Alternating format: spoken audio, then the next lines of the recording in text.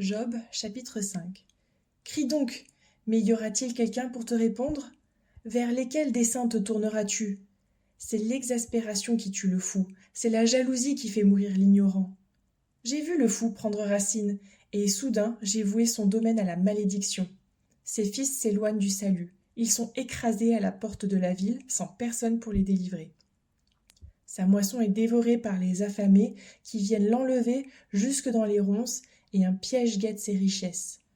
De fait, l'injustice ne sort pas de la poussière et le malheur ne pousse pas du sol. L'homme naît pour souffrir, tout comme les étincelles s'élèvent pour voler. Quant à moi, je rechercherai Dieu, et c'est à Dieu que j'exposerai ma cause. C'est lui l'auteur de grandeurs qu'il est impossible d'explorer, de merveilles si nombreuses qu'il est impossible de les compter.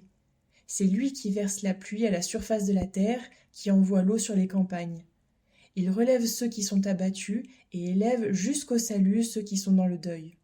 C'est lui qui réduit à néant les projets des hommes rusés, si bien que leurs mains ne peuvent les faire réussir. Il prend les sages à leur propre ruse et il devance les intentions des plus astucieux. Il rencontre les ténèbres au beau milieu de la journée, il tâtonne en plein midi comme dans la nuit. Il sauve le pauvre de l'épée qui sort de leur bouche et de leur puissante oppression. Ainsi, il y a de l'espérance pour le faible, tandis que l'injustice doit fermer la bouche. Il est heureux, l'homme que Dieu corrige. Ne rejette pas l'instruction du Tout-Puissant. En effet, c'est lui qui inflige la blessure, mais il la soigne. Il frappe, mais c'est sa main qui guérit.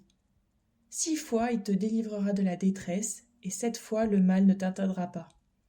Il te sauvera de la mort pendant la famine et des coups de l'épée pendant la guerre. Tu seras à l'abri des agressions de la langue, tu n'auras pas peur quand viendra la dévastation. Tu te moqueras de la dévastation aussi bien que de la famine, et tu n'auras pas à redouter les animaux, car tu auras une alliance avec les pierres des champs, et les bêtes sauvages seront en paix avec toi. Tu connaîtras la paix dans ton foyer, tu inspecteras ton domaine, et il ne te manquera rien. Tu verras une nombreuse descendance, et tes rejetons pousseront comme l'herbe des champs. Tu entreras dans la tombe encore plein de vigueur, tout comme les épis sont engrangés le moment venu. Voilà ce que nous avons découvert, telle est la situation. À toi de la comprendre et d'en tirer profit.